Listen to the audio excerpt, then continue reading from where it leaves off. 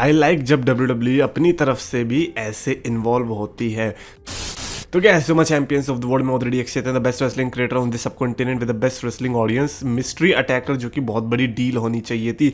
Again मैं फिर से वही बोलना चाहूँगा कि अगर यही चीज़ विंस मैकमैन के टाइम पे हो रही होती तो mystery attacker would have been a huge thing कि आज भी हम उस पर इतनी वीडियो बना चुके होते कि पूछो मत। बट क्यों?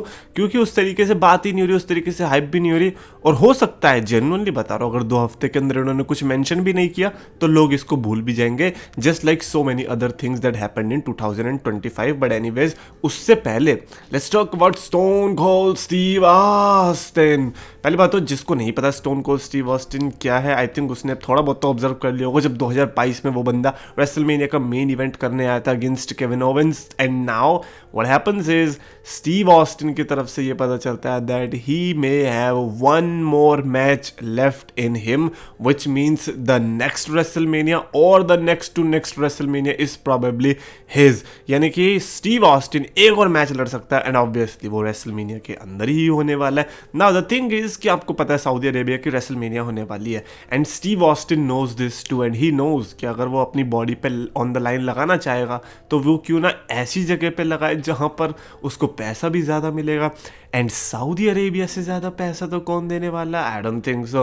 तो स्टीव ऑस्टिन के लिए जो बेस्ट ऑप्शन हो सकता है वो नेक्स्ट रेसलमेनिया नहीं बल्कि उसके अगले साल की रेसलमेनिया, यानी कि रेसलमेनिया 2027 जो कि सऊदी अरेबिया में देखने को मिलेगी, वो होने वाली है। अब उसका ओपोनेंट कोई भी हो सकता है, मतलब मैं जेन्युइनली बता रहा हूँ, रोमन रेंस से लेके सीएम पंक से लेके द रॉक तक anyone can be stone cold Steve Austen's opponent. और वो जो रेसलमेनिया होगी ना वो इतनी बड़ी होगी कि सिर्फ स्टीव ऑस्टिन तो एक बहुत छोटी चीज़ होगी उसमें तो जो मिड कार्ड के या फिर जो स्टार्टर्स होते हैं वो भी ऐसे होंगे कि आप कहोगे कि भाई कहाँ क्या हो रहा है, कहीं अंडरटेकर लड़ रहा है, कहीं शॉन माइकल्स लड़ रहा है, कहीं और। हाँ, अरे भाई शौक मत हो, ये सब आएंगे लड़ने के लिए। भाई जब सऊदी अपना ऐसे मनी वाला झुंझुना दिखाता है ना, सब आते हैं अपने रिटायरमेंट से। और कोई भी नहीं लड़ना चाहता था भाई। अंडरटेकर, केन, ट्रिपल एच और शॉन माइकल्स वाला जो DX versus brothers of destruction वाला मैच हुआ था, उसमें तो ये लोगों की यही रिग्रेट है कि हमने वो अग्री ही क्यों करा मैच करने के लिए। तो फिर भी आते हैं ना, क्यों? बिकॉज पैसा इतना ज़्यादा मिल रहा होता है। एंड ऑब्वियसली स्टीव ऑस्टिन मेरे लिए लगता है कि अगर भाई बंदे के लिए बहुत रिस्पेक्ट बढ़ जाएगी अगर बंदे ने वो रेसलमेनिया की जगह अगले साल की रेसलमेनिया चूज़ करी।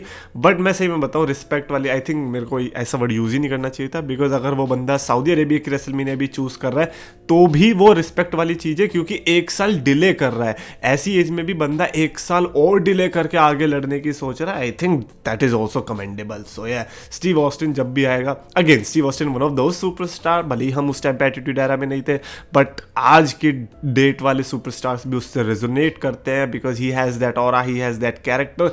And obviously CM Punk should be the one two face stone cold Steve Austin eight WrestleMania 2027। But again एक और जो हम बात करने वाले हैं, and that is the beast Brock Lesnar के बारे में। Because what I saw a post जहाँ पर लिखा था कि ब्रॉक लेजनर शॉकिंगली इमर्ज हो सकता है as John Cena's final opponent.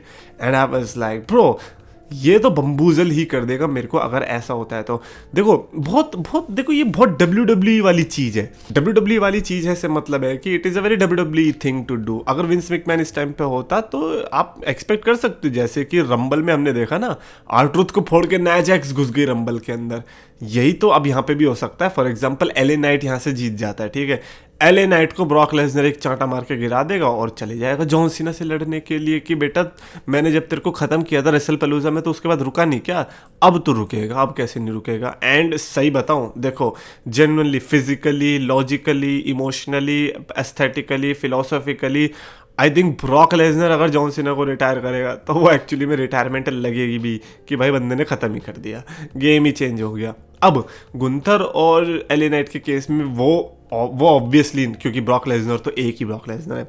हालांकि गुंथर ने गोल्डबर्ग को जो हाल किया वो तो जॉन सीना का हाल नहीं होने वाला, लेकिन अगर जॉन सीना अपने रिटायरमेंट मैच में जीत रहा है तो फिर मैं ये भी चाहूँगा कि फिर वो ब्रॉक लेसनर को भी अगर हरा सकता है लास्ट मैच में तो वो भी कितना इंसेन होगा, क्योंकि जॉन सीना की 2 बार ह्यूमिलिटी तगड़ी हो चुकी है ब्रॉक लेसनर के सामने।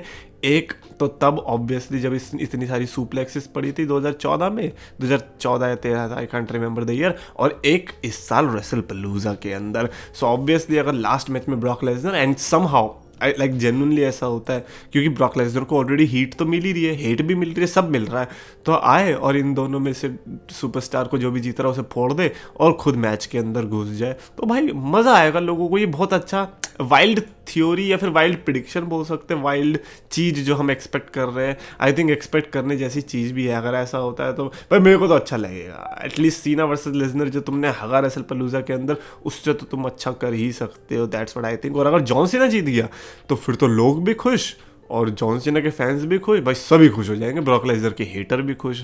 ऑब्वियसली मैं तो इस पे जानना चाहूँगा व्हाट यू गाइस थिंक, कि अगर एक्चुअली में एलए नाइट या गुंथर को पेल के जॉन सीना अंदर चला गया तो what would be your reaction. अच्छा, डब्ल्यूडब्ल्यू ने खुद ही लिस्ट निकाल दी उन सस्पेक्ट्स की जो कि डब्ल्यूडब्ल्यू के अकॉर्डिंग वो मिस्ट्री अटैकर हो सकता है, जिसमें नंबर 8 पर उन्होंने एजे स्टाइल्स को रखा है कि एजे स्टाइल्स सीएम पंक का इतना बड़ा राइवल रहा है, तो एजे स्टाइल्स यहाँ पर आकर अपना हील टर्न दे सकता है, which seems very non obvious, because देखो AJ Styles already Dragon Lee के साथ, don't make sense. Anyways, number 7 पर सैमी ज़ेन को रखा है। सैमी ज़ेन के लिए भी मेरे को इम्पॉसिबल सा ही लग रहा है कि वो क्यों आएगा, क्योंकि ऑलरेडी उसको इतना बड़ा स्मैकडाउन के अंदर ट्रेडिशनल टैग टीम मैच मिला है। देन नंबर 6 के अंदर हमारा बेकी लिंच है। बेकी लिंच का देखो सिंपल है, उसकी सीएम पंक के साथ ऑब्वियसली राइवलरी रही है, पहले भी उसने कॉस्ट किया, इस बार भी करा सकती है, so Becky Lynch is a good suspect. Another one is LA Knight, I can't trust that because LA Knight is in the Saturday Night Main Event thing, and John Cena तो बिल्कुल भी नहीं हो सकता, ये तो पता नहीं क्यों रखा है। अगर डब्ल्यूडब्ल्यू ने जॉन सीना को इस लिस्ट में डाल दिया है,